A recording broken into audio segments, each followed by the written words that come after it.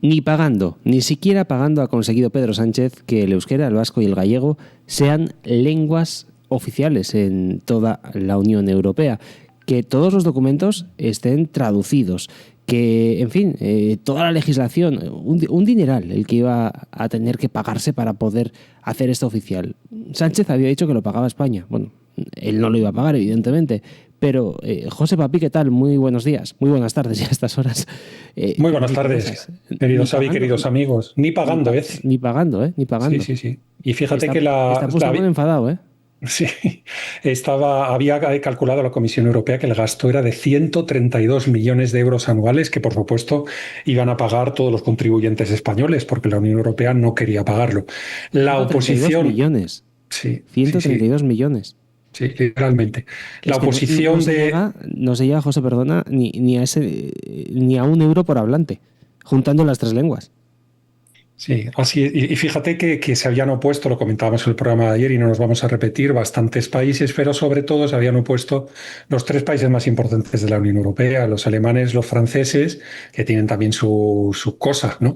Con la cantidad de lenguas diferentes del francés que tienen, y los italianos.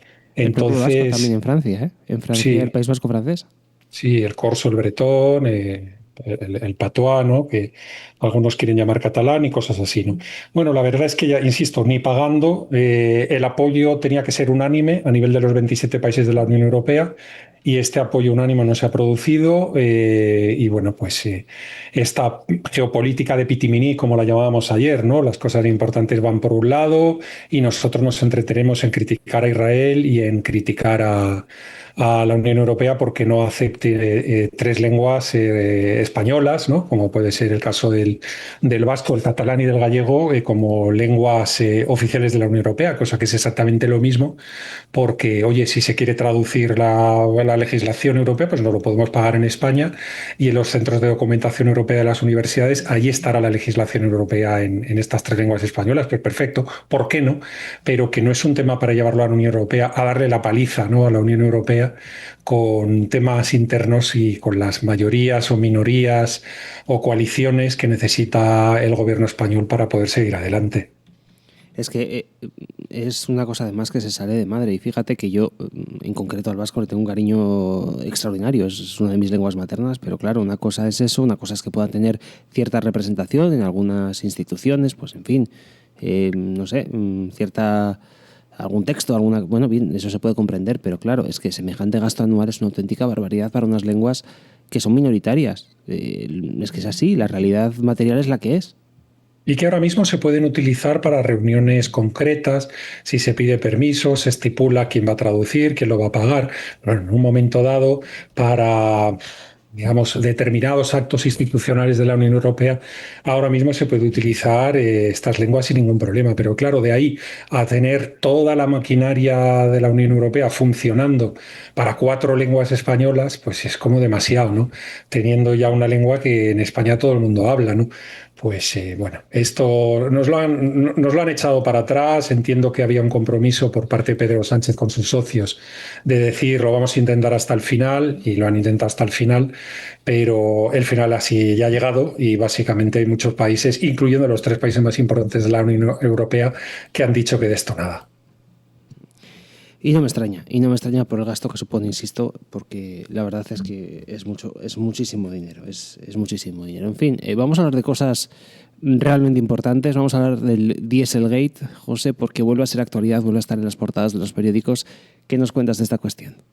Bueno, 30.000 millones de euros de multa. En su día ya explicamos cómo se experimentó, incluidos no solo con animales, sino con seres humanos, para ver los efectos de las emisiones diésel en las personas. Pero 30.000 millones de euros de multa, 9 millones de euros que han pagado cuatro ejecutivos. Después de muchos años se condena a los cuatro ejecutivos, incluido el consejero delegado en la época del grupo Volkswagen, pero es una condena de esas trampas. de esas de que a dos le han suspendido la condena, a dos van a entrar en la cárcel pero van a salir dentro de nada. Y bueno, pues en fin, ya ven ustedes cómo acaban estas cosas. El poder hace lo que le da la gana. No el poder, vamos a ser un poco más finos con el lenguaje. El establecimiento hace lo que le da la gana y esto, que es algo, pues yo diría que civilizacional, ¿no? Al igual que el hecho de que ahora tantos europeos estén encantados de comprarse coches fabricados por esclavos. Pero fíjense lo que ha acabado esto. Sí, un palo tremendo a Volkswagen porque les ha costado muchísimo dinero todas esas compensaciones que han tenido que pagar en Estados Unidos y en otros lados, pero al final los cuatro pajarracos que han hecho esto, los cuatro pajarracos que han experimentado a través de ese grupo de investigación europeo con seres humanos, los cuatro pajarracos, dos ni entran en la cárcel. Dos salen en nada y han tenido que pagar 9 millones de euros que con los sueldos que estos tíos se gastan, pues imagínate. Vamos, les ha entrado por un... Es que les es lo mismo, ¿no? Así que aquí tienen el final del escándalo del Dieselgate. Nada de nada. Un pequeño bajón en las acciones de Volkswagen cuando tocó y ahora mismo a lo siguiente, ¿no? Que es saber cómo nos convencen de que compremos coches chinos hechos por esclavos a decenas y decenas y decenas de miles de euros. Bueno, pues esa es la actualidad, esa es la cuestión y eso es lo que hemos contado aquí y lo que hay, ¿no? Por cierto, vamos a irnos a Reino Unido, José. Vamos a hablar del famoso Brexit que tantos ríos de tinta ha causado y es que se está diciendo en prensa que se está revirtiendo el Brexit. ¿Es esto verdad o es algo exagerado?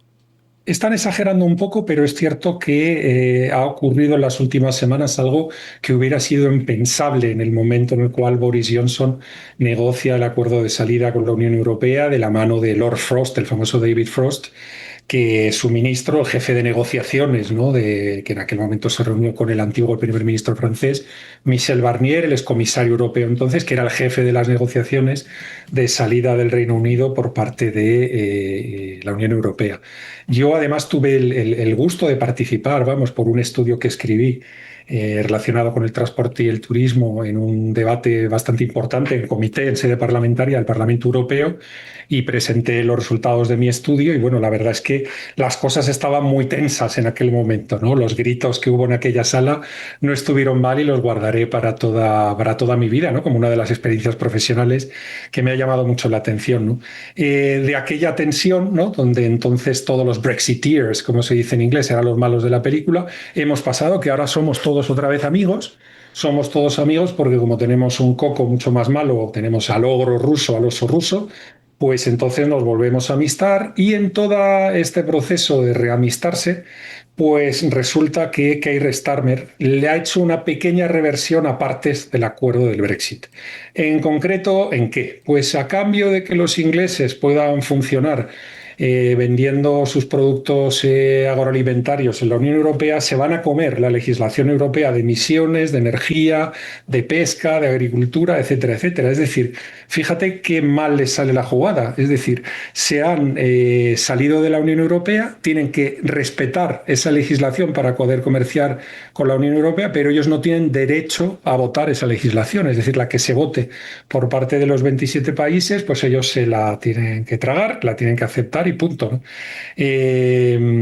A cambio de esto, pues de que puedan comerciar estos productos agroalimentarios dentro de la Unión Europea, pues también se les ha inventado una suerte de mesa, una mesa donde van a hablar de cuestiones de seguridad y defensa, siendo evidentemente el Reino Unido la potencia militar más importante que hay en Europa, muy por delante de los franceses y todavía muchísimo más por delante de los alemanes, ¿no?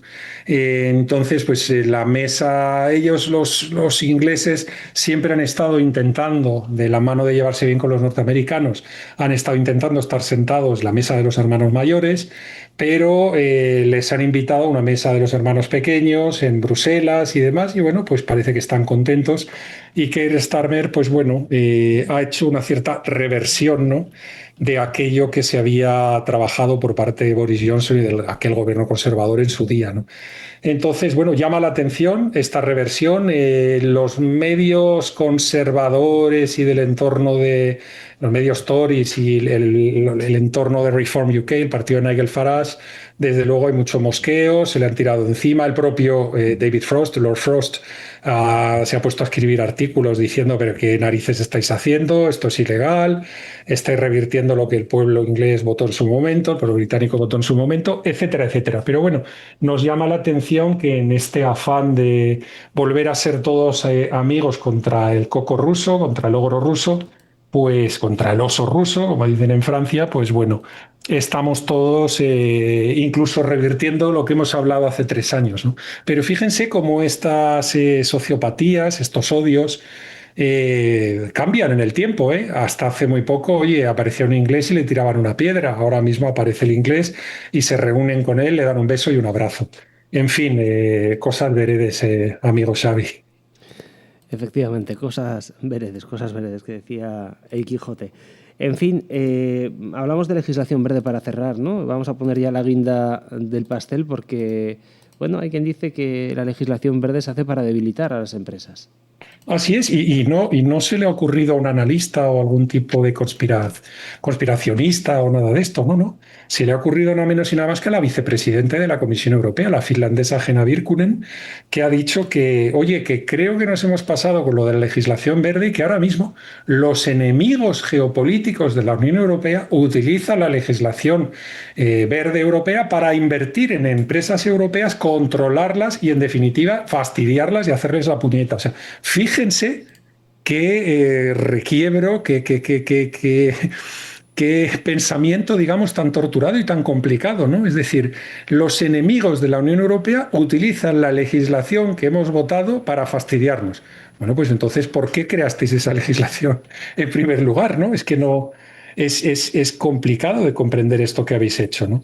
Pero bueno, esto es lo que hay y por cierto, Gena Virgüen nos ha regalado también una de esas frases fenomenales donde dice que, oye, que la industria y las infraestructuras digitales europeas no solo tienen que ser, ¿se acuerdan ustedes de los palabras, ¿no? Como dicen en Madrid, conectadas y verdes, ¿no? Nosotros decíamos digitales y verdes, sino que también tienen que ser, ¿qué? Seguros, competitivas y seguras. Fíjense que son las palabras clave para comprender los fenómenos, ¿no? Por lo menos qué tipo de lenguaje quiere trabajar la Unión Europea, que con cuidadito se sale de la digitalización y del verdor y camina hacia la competitividad y la seguridad, ¿no? Bueno, en cualquier caso, fíjense qué pensamiento tan retorcido, ¿no? Como se diría en la calle, es un requiebro intelectual extraordinario, ¿no? Para contarnos esto. Y bueno, en cualquier caso, aquí seguiremos mañana con más noticias. Aquí no somos el canal de la Tercera Guerra Mundial, no somos el canal donde les intentamos convencer de que Estados Unidos ha puesto todo la carne en el asador para cargarse a Rusia. Tampoco somos el canal donde se dice que los Estados Unidos están en la cama y obedecen a Rusia. Tampoco somos el canal donde se habla de unos genocidios sí, de otros genocidios no. Y tampoco somos el canal, evidentemente, donde en el año 2025 iba a morir todo el mundo debido a conspiraciones de los oligopolistas, ¿no? Que están en la industria farmacéutica. Este no es el canal, desde luego, para satisfacerles a todos los que creen este tipo de barbaridades, pero bueno, eso es lo que hay. Y agradecemos a todos los seguidores que tenemos en YouTube, en TikTok, en Locals, en el canal 33 de Madrid, en Teledonosti, en el País Vasco y demás, ¿no? Una comunidad cada vez más formada, cada vez más inquieta y a la que le animamos, por supuesto, no solo a que nos dé el famoso me gusta, sino también que nos aporte sus comentarios y sus reflexiones, que desde luego cada día son más atinadas y nos da una satisfacción tremenda el ver que puede haber gente tan despierta ya colaborando y uniéndose al programa en todas estas emisiones diarias. Bueno, pues con este mensaje vamos a dejarlo, José. Mañana volvemos con más asuntos y de momento simplemente recordar a todos nuestros seguidores que cada viernes hacemos un programa en nuestra página web en geopoder.net, así que os invitamos a que forméis parte de nuestra comunidad. Por 20 euros al año podéis estar con nosotros y disfrutar cada viernes, como decimos, de ese programa mucho más profundo, con criterios más de fondo que ofrecemos en esta comunidad que se llama Geopoder. José, gracias como siempre, un abrazo y nos vemos en la próxima. Venga, perfecto, un abrazo muy grande.